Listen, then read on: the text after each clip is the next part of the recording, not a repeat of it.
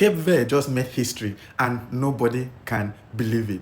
Spain, reigning European champions, World Cup favorites, 70% possession, Lamine Yamal on the bench waiting. This is unbelievable. And a 40-year-old goalkeeper from a second division Portuguese club just said, not today. For context, Cape Verde is a group of islands in the Atlantic Ocean with a population of under 500,000 people. They just held Spain to a goalless draw in their very first World Cup match ever. Their first appearance, their first points against one of the greatest teams on the planet. This is that story. So first of all, who is Cape Verde? Let's start with some context, because I think a lot of people watching this have just googled, where is Cape Verde, right? Cape Verde is smaller than most major cities.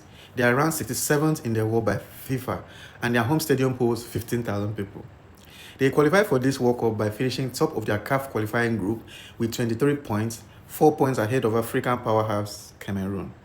That alone was a story, but nobody, and I mean nobody, expected what happened today in Atlanta.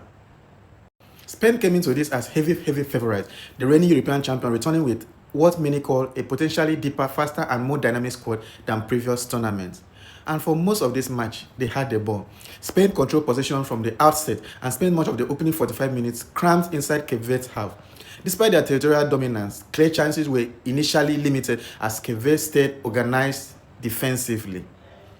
Now, Luis' side, opting for a tactical shift towards area crosses and long balls, found little joy against the disciplined African defense. Spain's most significant opportunities came through moments of individual quality rather than cohesive team play. And then came the moment of the match. In the 39 minutes, Ferran Torres struck the crossbar from close range. The rebound fell to Michael, whose goal-bound header was brilliantly tipped away by Vozina. The stadium held its breath, and a 40-year-old goalkeeper pumps his fist. In the second half, Spain's onslaught continues, but Cape Verde wouldn't let them break through.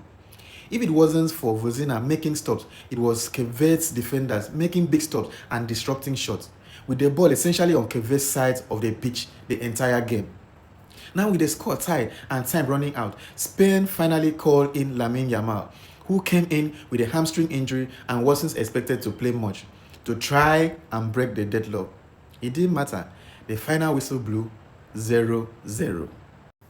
We have to talk about Vozina. At 40 years and 12 days old, the veteran goalkeeper became the second oldest player to make his men's World Cup debut on the biggest stage in football against the team everyone expected to win the whole thing.